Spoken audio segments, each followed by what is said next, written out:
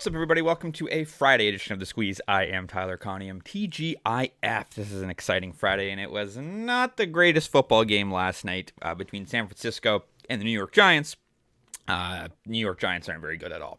They can't score the ball. They can't stop the other team from scoring the ball. San Francisco wins that game in a rout.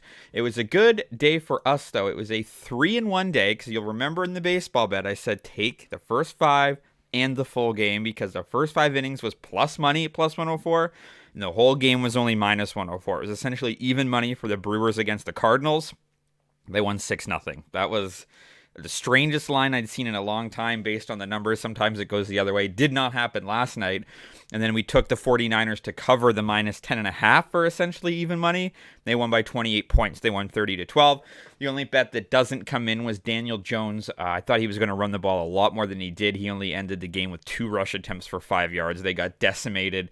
So we lost that, but that's okay because that was a plus money bet as well. So we didn't lose any juice. So it was a 2.04 unit day there, which is great. Before we get into today, if you just want to hop, use the link in the description to jump into the Discord, trying to build that Discord channel, create some more discussion, share your bets, share your sports stories, anything like that. Let's start creating a conversation. And also, if you don't mind, hitting that subscribe button if you aren't already, or telling one other friend. We're approaching 60 unit profits for the year. It's September 22nd. There's 3 months left of the year. My goal was 50 units for the year, and we're at 58.5. We've won this year. If you only ever follow these bets here, 58 units. So if you bet $1, that's $58. If you bet $100, that's $5,800 profit. So tell a friend if you don't mind. Going to today, we haven't bet the CFL in a while, and we've done well with the CFL this year. Because the NFL started, that's sort of taken over a lot of different things, but we're heading back to the CFL, and we're going to start with the BC Lions. The books just still refuse to put numbers very high. I like the BC Lions here to cover against the Edmonton Elks. So BC comes into this game 9-4, and Edmonton is 4-10. So it's a confusing line. I know this game is in Edmonton. Last week, BC beat Ottawa 41-37. Edmonton beat Saskatchewan 36-27. So both teams coming off a win. Vernon Adams was able to shake off a 3-interception night in their win against Ottawa, and they're just the BC Lions, the Winnipeg Blue Bombers, and Toronto Argonauts are the best team in the CFL. There's really no question about it. BC is the 3rd best team in the CFL. They're going to host the Bombers in Week 18, which would be interesting, but ahead of them is just the Elks. And again, they've only won 4 games, but what's interesting is they are on a hot streak, because those 4 wins have all come in their last 5 football games. They were 0-9 to start the year. They're now 4-10.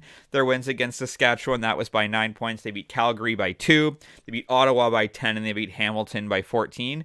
Hamilton, Ottawa, Calgary, Saskatchewan, not exactly the cream of the crop in the CFL. Now they're going to get a true contest in the BC Lions. These two teams have played twice in 2023.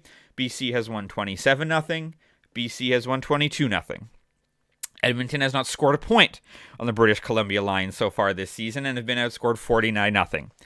BC Lions -6, -110 at DraftKings. Moving to the other game, it's in Ottawa. We've got the Saskatchewan Roughriders and the Ottawa Redblacks. This is kind of a pick'em game. Money line, I think, is -130 for Saskatchewan. I don't want to pay that juice, so I'll take -1.5. They're for -110 at BetMGM. So as long as they don't lose by a single point, then I'm okay there. Saskatchewan is 6-7. And this is going to be a crucial matchup for them in the CFL standings. They just lost 36-27 to Edmonton, as we just mentioned.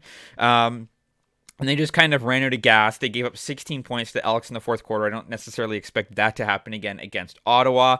The Riders' spot in the West is still relatively safe. The Stampeders and the Elks are 2 games behind them. And then you look at Ottawa. They're the worst team in the CFL. They're 3-10. They just lost 41-37 to BC, as I just mentioned. They're the worst team in the CFL.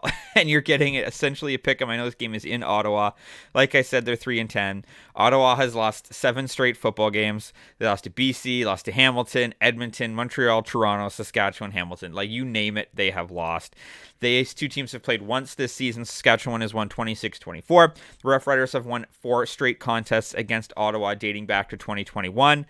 their season's over. They're just sort of playing out the string. They're 4-6 ATS in their last 10 games as well. Like, it's just, to get this at a pick'em, you gotta love it. Give me the Saskatchewan Roughriders -1.5 or -110 at BetMGM. Your last bet of the day, we move to Major League Baseball. It's a money line parlay for +108 that I like, because I like both of these games individually. Let's combine them.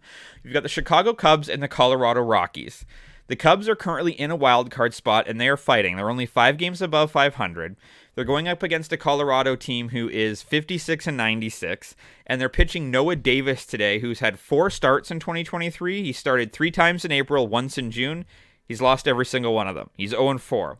Last time out was in June. He gave up 5 to the Reds. Previous to that was in April. He gave up 7 runs to the Diamondbacks. They're throwing him out there. Going for the Cubs is Jamison Talon. He's 2-3 in his last 5, but has an ERA of 2.6. He went 6 innings against Arizona, shutout baseball, struck out 9. Chicago Cubs need this win really, really badly. And the Cubs are coming off 2 losses to the Pirates. So this is a big one for them. I like the Cubs on the money line.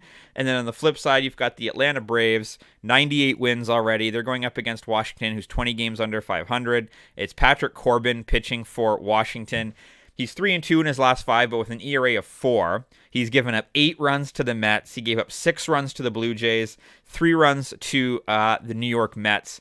And then for Atlanta, you've got Charlie Morton, who just got roughed up his last time out. He gave up 6 runs in 4 2/3 to Miami, so this is a nice spot for him to bounce back. He's had games recently against the Dodgers where he only gave up 2, went 6 innings against Colorado previously, gave up 1, 7 shutout innings against the Mets.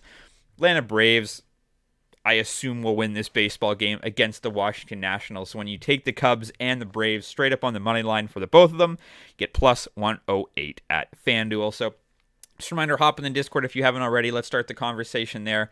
Your bets for today, give me the BC Lions -6 for -110 at DraftKings. Give me the Saskatchewan Roughriders -1.5 for -110 at BetMGM. And give me the Cubs and the Braves on a moneyline parlay for +108 at FanDuel. As always, drop a comment if you're fading or following. Follow me across all my social channels linked in the description. Your audio is on Spotify and on Apple. Have a great Friday. May or may not be a video tomorrow because I'm going to the 50 Cent concert tonight. So it's going to be a late night getting back from that. So we'll see. But let's talk sports.